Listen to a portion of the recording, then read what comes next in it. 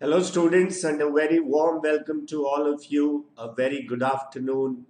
Welcome to Gradeup, India's largest online educational platform. My name is Navin Iyer, and the session for you all today is foreign words. So, quickly join in, guys, so that I can start the session at once.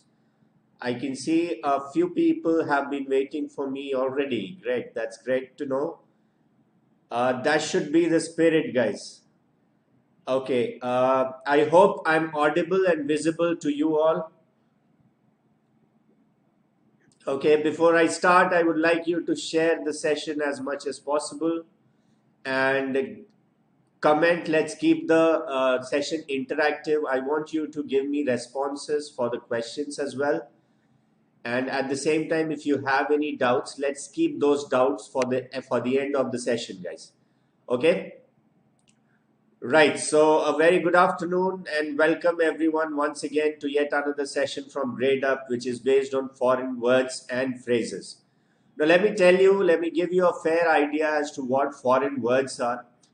I'm sure you might have attended my session that was based on root words, right? It's something similar to that, but not exactly. But let me tell you, foreign words are mostly used in legal terminologies. Okay, in court language or lawyers language, mostly these foreign words are used. You might have come across these words in the news or in the newspapers as well, but probably you did not know the meaning of these words. So this is one section that is very important, that are asked in your law exams and CLAT exams. Basically, it is very important. So I have brought up a few common words, foreign words, that have been asked in the exams earlier as well, and that could be asked in the future as well. Also, let me tell you, foreign words can be learnt if you have the knowledge of root words. As I told you, if you have the knowledge of root words, for people who've not attended this class, guys, I would really urge you to attend this session, which was based on root words. Now, I have already told you earlier that most words in English are derived from Latin or Greek. Most words are derived from Latin or Greek. So, if you know those root words, you can still guess most of the foreign words that are used in legal terms. Okay, so let's start the session today. Before I start, I want you to take a screenshot of this YouTube schedule for people who are new, who joined in just today. I would like you to take a screenshot of this and be online on those times and those days that are mentioned in this particular schedule, guys. Okay, so let's start. The first question, it says, choose the correct meaning for each of the foreign language words and phrases given below in the questions. It says inter vivos. Okay, this is the word. You have to give me the meaning of this. Okay, first says a transaction made for obtaining a legacy. B says an agreement to promote the welfare of one's country. C says a transaction between living people. D says an agreement between warring nations. Okay. Now, one thing, try to guess the answer for this one. But let me tell you, whenever you have inter always means in between. Inter always means in between. And whenever you say vivos, these both are Latin, okay? Whenever you say vivos, it means living beings. Or to be precise, you could say humans. So, what should be the correct answer for this one? I've given you the hint here on this particular screen. So, most people have answered it correctly as well. That's great. Great to see that. C is absolutely correct. It says a transaction made between living people. Okay. That is inter vivos. Now, let me give you an example of inter vivos. Suppose there is an agreement, or suppose there is a person who invests for the education of his child. Okay, he has made a fund so that when the child grows up, he doesn't face any financial problems in his education. So the fund that has been created for the child, that is kind of an agreement between living people, between the father and his son. So that is an example of inter vivos. Okay, I hope that is clear. Okay, let's move on to the next question. Next one says quantum ramifactus. Okay, this is the word again, as I told you, mostly used in legal terms by the court. Okay, A says the amount of damages suffered. B says the quality of goods supplied. C says the amount of relief given for damages caused. And D says the weightage given to someone's suggestion. Which do you think should be the correct answer? Guys, I don't want anyone Googling around and then giving me the answers, okay? Then you're not being true to yourself. I want you people to guess, understand, follow the session, okay? All right, okay, I've started getting answers. Few people are saying A, C, and B. I've got 3 answers already from you. Let me check it out on the app as well. Okay, again, I got mixed answers from you people. Now, let me tell you, quantum ramifactus actually means the amount of damages suffered. Now, whenever there are insurance petitions based on insurance claims, okay, in the case, in the court, basically the quantum ramifactus is decided by the court. Suppose there is an earthquake and you have a shop and the earthquake damages the shop. And you actually claim this is the damage I actually incurred, so I want the compensation according to that damage. But the court says no. The court actually goes ahead and evaluates the damage, the amount of damage that has been done to the shop. So that is quantum ramifactus. Okay, the amount of damages suffered. Generally, it is done by the court. Okay, that's what it means. Okay, let's move on to the next question. It says malus. The meaning of malus again. A says mass, B says harmless, C says harmful, and D says comforting. Which do you think is the correct one? Again, if you followed the root word session, I'm sure you would be able to answer this one.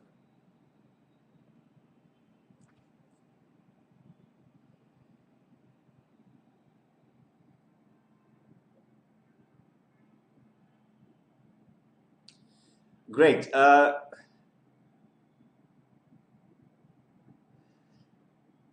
Okay, some people are saying B and C. Okay, let me give you the answer for this one again. Guys, if you remember, I have told you in the root word session, like Benny, whenever you have Benny or Bona, these words are generally positive and these words have to do with good. Okay, but whenever you have mal, okay, mal is basically negative and it has to do with bad. Okay, let me give you an example from with Benny. Like beneficial is one word, beneficent.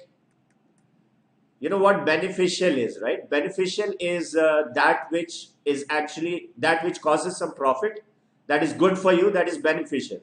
What is beneficent? Beneficent means charitable or one who is generous. He is a beneficent person.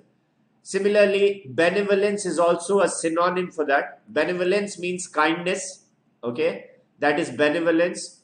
Benevolence. Then we have a word named benediction. When I say benediction, this actually means kind of a blessing. Benediction means blessing, okay, or praise. You could also call it a praise or blessing. That is benediction. Similarly, you know this word as well, like bona fide. Okay, bona fide means some people actually pronounce it as bona fide as well. Now, let me tell you the meaning of bona fide is basically something which is very genuine. Okay, something which is genuine or true. Similarly, before eating, you might have heard people saying bon appetit. Bon appetit basically means have a good appetite. Okay, happy eating. That's what it means. Okay, so bon or Benny has to do with good or positive words. Now let's take up some words based on mal as well. Like I say, maleficent.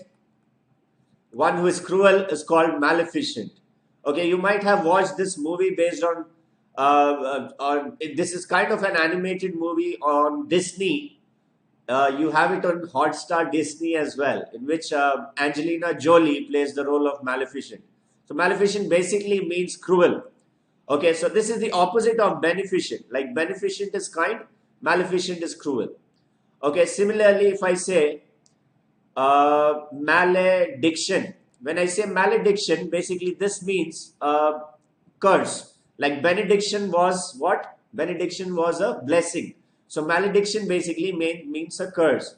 Similarly, if I say malignant, malignant is something which is dangerous or causes harm.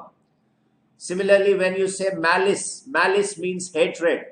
When you say malady, malady means a serious disease. That's a malady.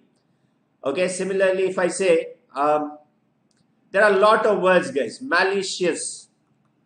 Malicious is something which is again harmful. Okay. Similarly, you might have heard in computer terminology, we call it a malware. Why do we call it a malware? Because that harms your computer. That's a malware. Okay, so these are a few words. So please remember, most words are actually derived from these. So malus basically means harmful. Whosoever said C, wonderful, you were absolutely right. Okay, so malus, remember, that has to do with negative things. All right, let's move on to the next question. It says Volvo. I'm sure you might have heard of this word or traveled in this particular bus, the name of which is Volvo. Now, what does it mean? A says I roll, B says I run, C says I leap, or D says I jump. Which is the correct one? What do you think? Give me the answer to this one. I'm sure you people might have at least guessed.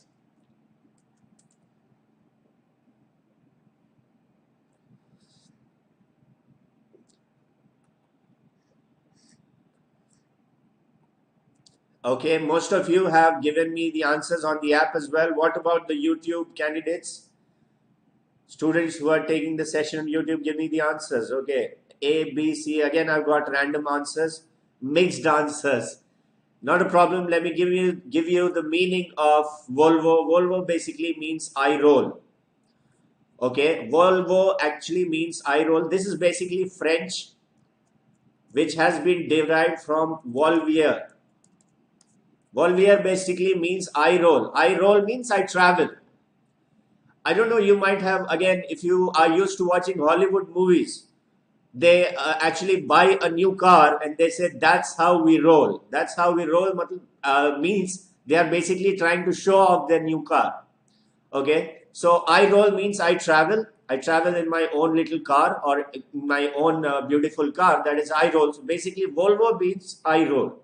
I roll or I drive or I travel. That's what it means. So let's move on. Next question says charade. Okay, the meaning of charade. A says series, B says charter, C says pretense, and D says spade. So what's a charade? Have you played this game, guys? Dumb charades. CHARADES. It's called a dumb charades. CHARADES. If you played this game, right, you can actually guess the meaning as well.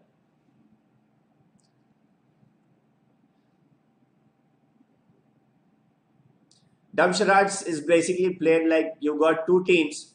The other team gives one person from the other team gives the name of a movie.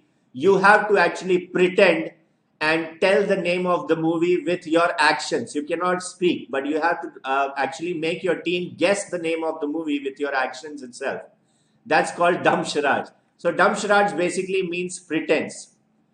Okay, now a perfect example of charade would be like if there's a family which is undergoing a lot of depression, which is very depressed in a sorrow state of mind, but they actually pretend to be very happy. That's a charade. Charade means pretense. Dikhawa karna in Hindi. That is charade. Okay. Okay, is that clear? Let's move on to the next question. Next question says, Cui bono? Again, you have a question mark here. Bono, again, born or Benny. If you remember, I told you, I gave you the meaning of born or Benny. Probably you can guess the meaning of this as well. A says, to whom was it given to? B says, to whose benefit is it? C says, to whomsoever it may concern. Or D says, to whoever is responsible. Give me the answer for this one. What should be the answer?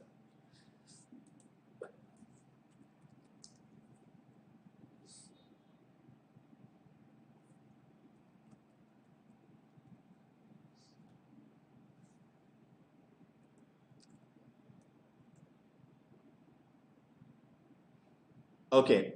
Whose benefit is it is wonderful. Absolutely right. You are correct. Again, you could have guessed. You could have guessed by looking at the bono root word. I told you that bon or beni has to do with positive or good. So benefit. To whose benefit is it? Okay, generally an example of this would be like suppose a person pays a mercenary some money to kill someone. Okay, so the mercenary kills that person, but ultimately the benefit is not for the person who is killing. The larger benefit goes to the person who has paid the money to kill the other person. So cui bono is generally used in again legal terms to establish who actually benefits from a particular crime or a situation. That is cui bono. Okay, so to whose benefit is it? That's what it means. Okay, next question. It says exempli gratia. I'm sure you might have studied this in English. Whenever you are giving examples, you say E dot and G dot. The full form of EG is exempli gratia. Now give me the answer. First says give a payment, B says compensate for a loss, C says for example, and D says for the benefit of. Which is the correct answer?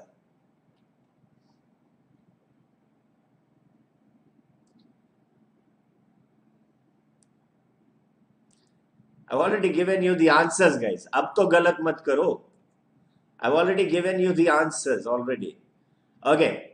E.g. basically exempli gratia means for example. Absolutely right. Whosoever said C, good. Okay, but I already gave you the answers in the beginning. Okay, let's move on to the next question. The next question says quid pro quo. What's the meaning of quid pro quo? A says an exchange, B says a compensation, C says as per requirements, and D says in principle. What do you think the meaning of quid pro quo is?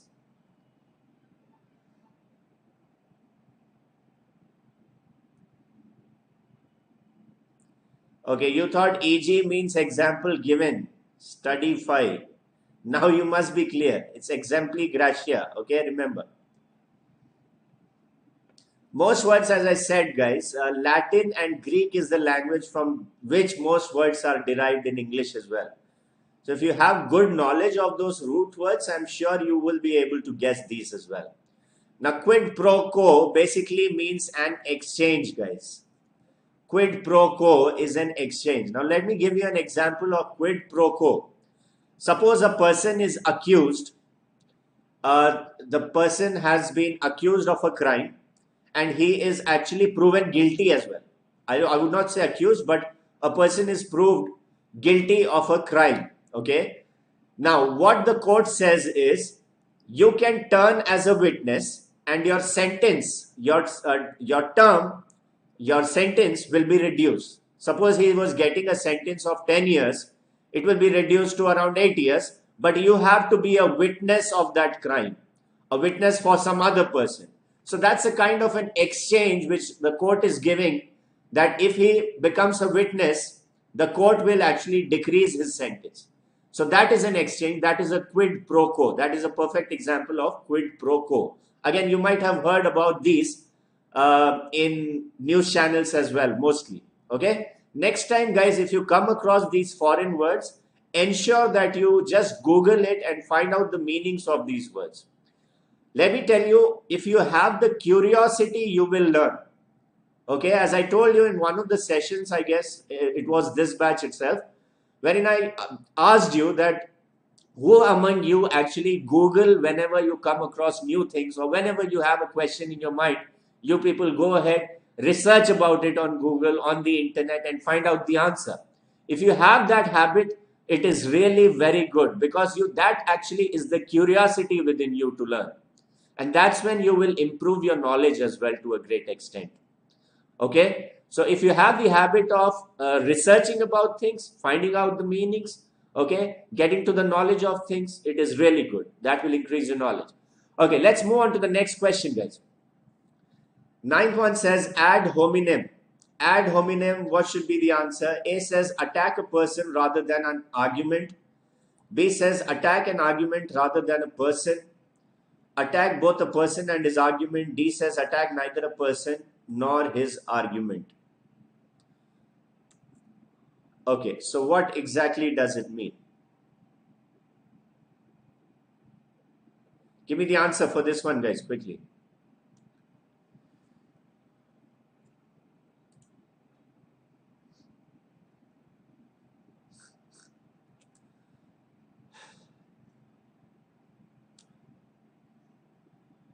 Okay. Guys, do keep liking and sharing the session as well. Okay, and so that people can benefit from such sessions. Okay, let me give you the answer. Ad hominem basically means attack a person rather than argument. Attack a person rather than his argument, than an argument. Suppose I'm talking about a person, I say he's a good player. But a friend of mine says he might be a good player, but he is actually a cheat. He's actually a cheat. He actually deceives people. So he's actually attacking a person rather than the argument given. He's not attacking, he's not saying that he's not a good player. Okay, so he's not attacking my argument directly, but he's attacking the person himself. He's saying he might be a good player, but he's actually a cheat and he deceives people. So that is called ad hominem. Okay, so A is the correct answer for this one. Okay, let's move on to question number 10. This is fox pass. What do you think the meaning of this is? Again, this is a very common word which is used. Option A says false, B says expected to happen, C says social blunder, or D says fake identity. Which do you think is a fox pass? What is the meaning of this?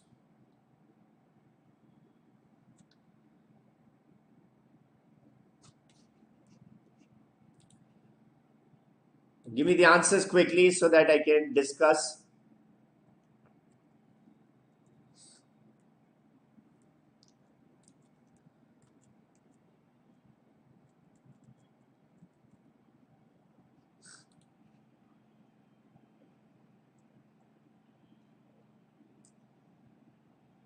Gauri Bansal, status quo. Okay, the meaning of status quo is basically the state, the situation, the state of affairs. That is a status quo.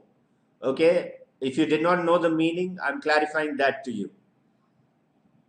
Status quo means state of affairs or the situation. That's what it means. Okay, let me tell you, fox pass basically means a social blunder. A social blunder is a fox pass. Like if you are in your family and you actually verbally abuse someone, that's a fox pass. Or you are probably burping in public, that's a fox pass. That's a social mistake or a social blunder which you are actually making. That's a fox pass. Okay, so these words have to be learned, guys. I would be providing you with the list for basically those people who actually are in the course. I would be providing you the list in PDF format in detail, and I will be coming up with such sessions regularly on YouTube as well. Okay, with that, we come to the end of the questions, and I would also like to tell you about the course which Gradeup has launched, the one-year course for CLAT 2021. Okay, so more such sessions and in-depth knowledge, you would have to basically join the course, guys. Now, let me tell you the highlights of the course. This is basically a one-year program with day-wise study plan to reach your dream, which is NLU. You'll get more than 330 live classes according to new CLAT pattern and IELTS. You also get more than 7,000 practice questions. You also get mock tests for CLAT, IELTS, SLAT, and MAH, CT, BA, LLB. You also get topic-wise quizzes and PDFs for revision and full coverage of current affairs and legal knowledge. You can start the free trial if you want. You got the link in the description box below, guys. Okay? So with that, we come to the end of the session. Also, I would like to tell you about the faculties who will be taking the different sessions for you. We have Surajit sir, who will teach you legal reasoning. We have Shantanu sir for current affairs, Savitri ma'am for critical reasoning. Obviously, you have me for English, Ankit sir for analytical reasoning, and Pranav sir for quant and DI. Okay?